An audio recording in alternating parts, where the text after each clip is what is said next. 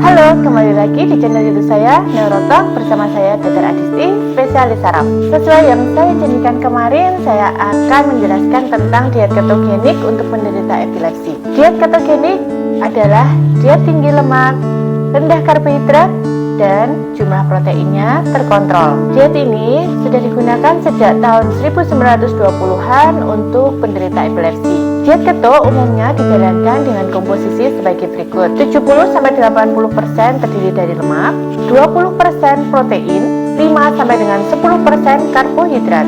Lemak di sini digunakan sebagai sumber energi. Diet keto dijalankan dengan menurunkan jumlah karbohidrat yang dikonsumsi sehingga melatih tubuh untuk membakar lemak sebagai sumber energi.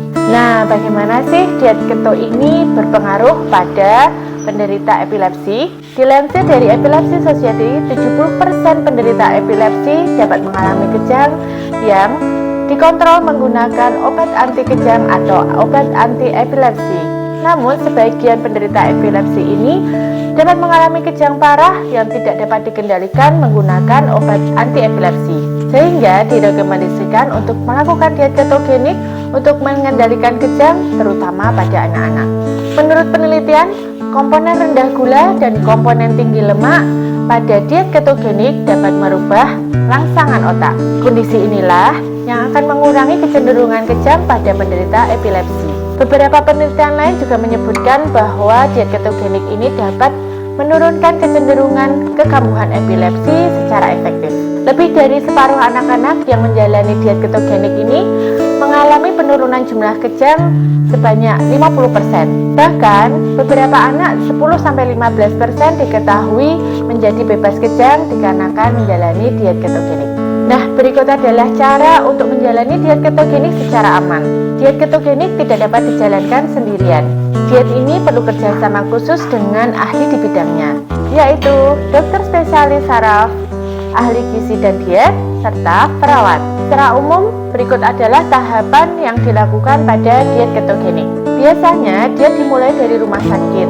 Pasien disuruh untuk puasa kecuali meminum air 18-24 jam dengan pengawasan ketat. Diet kemudian dimulai dengan cara meningkatkan kalori secara perlahan. Pasien akan mendapatkan pemantauan gula darah dalam 48 jam setelah memulainya diet. Pasien juga akan mendapatkan pemantauan akan kebutuhan suplemen.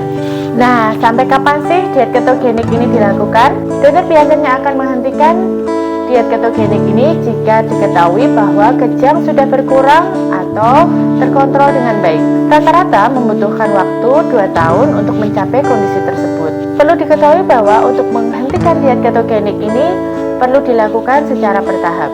Dokter akan memberikan arahan untuk menurunkan diet ketogenik secara bertahap selama beberapa bulan bahkan lebih. Penting diingat bahwa diet ketogenik yang dihentikan secara tiba-tiba dapat memacu kejang berulang bahkan lebih parah.